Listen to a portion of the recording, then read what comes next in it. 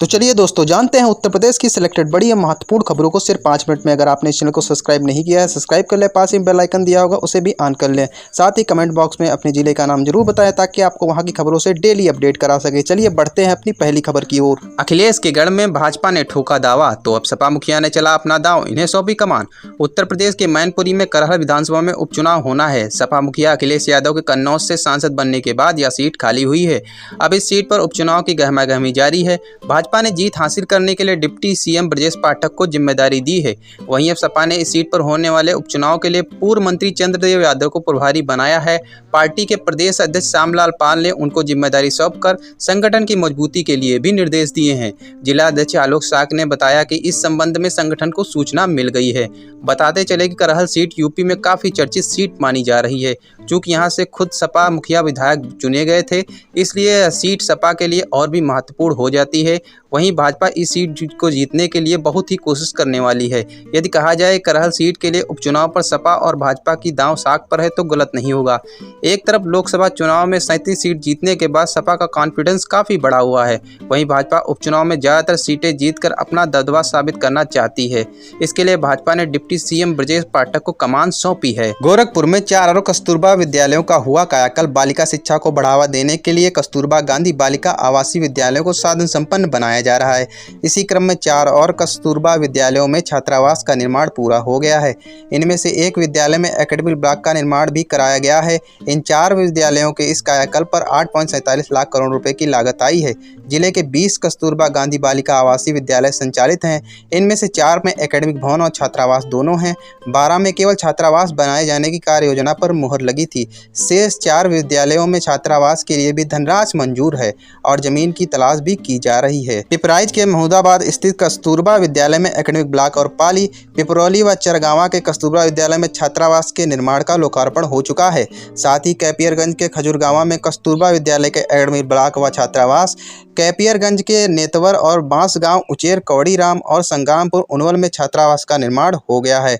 निर्माण उत्तर प्रदेश के project corporation limited ने किया है। जल्द ही इनका भी लोकार्पण हो जाएगा। चंद्रशेखर के गृह जिले में मुस्लिम भीड़ ने दलितों को पीटा, दी जात सूचक गालियां, अज्जूसगर सहित 5 पर एफआईआर, मदद करेगी भीम आर्मी।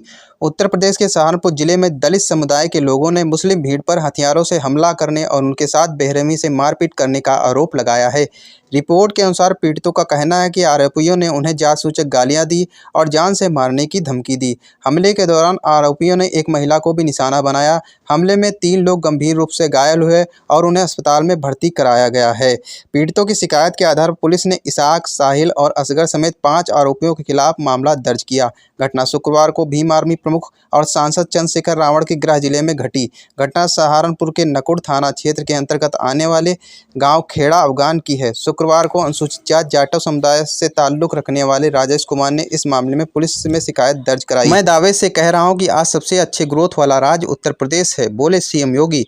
मुख्यमंत्री योगी आदित्यनाथ ने कहा कि अधीनस्थ सेवा चयन आयोग ने पूरी निष्पक्षता से चयन किया है। अब बिना किसी सिफारिश के नियुक्ति पत्र मिल रहा है। यह वही प्रदेश है जहां पहले दंगे होते थे। यहां पहले न बेटी सुरक्षित थी और न व्यापारी। पहले युवाओं के सामने पहचान का संकट था। यह संकट वही लोग पैदा करते थे जो आज फिर आपको बहकाने के लिए आए थे। उन्होंने सपा कांग्रेस पर निशाना साधते हुए कहा कि यही खटाखट है, अब वो गायब हो गए हैं, जबकि सीजन आएगा तो फिर लौटेंगे। मुख्यमंत्री योगी आदित्यनाथ ने अधीनस्थ सेवा चयन आयोग के अभ्यर्थियों को नियुक्ति पत्र वितरण समारोह में बोल रहे थे। मुख्यमंत्री योगी आदित्यनाथ ने कहा कि आज मैं दावे से कह रहा हूं कि उत्तर प्रदेश आज सबसे अच्छे ग्रोथ वाला राज्य है। अब युवाओं के सामने पहचान का संकट नहीं है। आप कहीं भी जाते हैं शक की निगाह से नहीं, सम्मान की निगाह से देखा जाता है। इसके लिए जनता को भी बधाई। 2017 से पहले कहीं भी जाने पर कमरा नहीं मिलता था। अब यूपी का नाम बोलने पर सम्मान मिलता है। ऐसे में नव चयनितों की जिम्मेदारी बढ़ गई है। 1036 युवाओं को नियुक्ति पत्र मिल रहे हैं। इसमें आरक्षण नियमों का पालन हुआ है। पहले चाचा भतीजे में लूटने की होड़ लग जाती थी, तभी हर नियुक्ति में न्यायालय का हस्तक्षेप होता था। गांव, ब्लॉक और मुख्यालय से होकर गुजरेंगी ई बसें, साधारण बसों के बराबर होगा किराया। वाराणसी में शहर की तर्ज पर अब गांव, ब्लॉक और मुख्यालय से होकर ई बसें संचालित होंगी। उत्तर प्रदेश राज्य सड़क परिवहन निगम वाराणसी परिक्षेत्र के ग्रामीण डिपो के बेड़े में ई बसें जुड़ेंगी। अनुबंधित सेवा के तहत ई बसों को जोड़ा जाएगा। इसके तहत आने वाली ई बसें कस्बा, ब्लॉक और मुख्यालय से संचालित होंगी। रोडवेज वाराणसी परिक्षेत्र के बेड़े में इसमें 533 बसों का संचालन होता है, जबकि सिटी में 50 ई बसें और 70 डिजिटल बसें संचालित होती हैं। 100 इलेक्ट्रिक बसें शासन से रोडवेज को मिल रही हैं। इन बसों को ग्रामीण डिपो से से भी जोड़ने की तैयारी चल रही है। आने वाले दिनों में अनुबंधित बसों से भी ई बसों को जोड़ा जाएगा। इस व्यवस्था के चलते यात्रियों को काफ़ी लाभ होगा। वातानुकूलित बसों में सफ़र होगा और किराया भी साधारण बसों के बराबर होगा। सफ़र के दौरान सीसी कैमरे में कैद में यात्री होंगे। रोडवेज अधिकारियों के अनुसार आने वाले दिनों में ई बसों का जाल और बढ़ेगा। हर रूट पर ई बसें संचालित होती हुई दिखेंगी।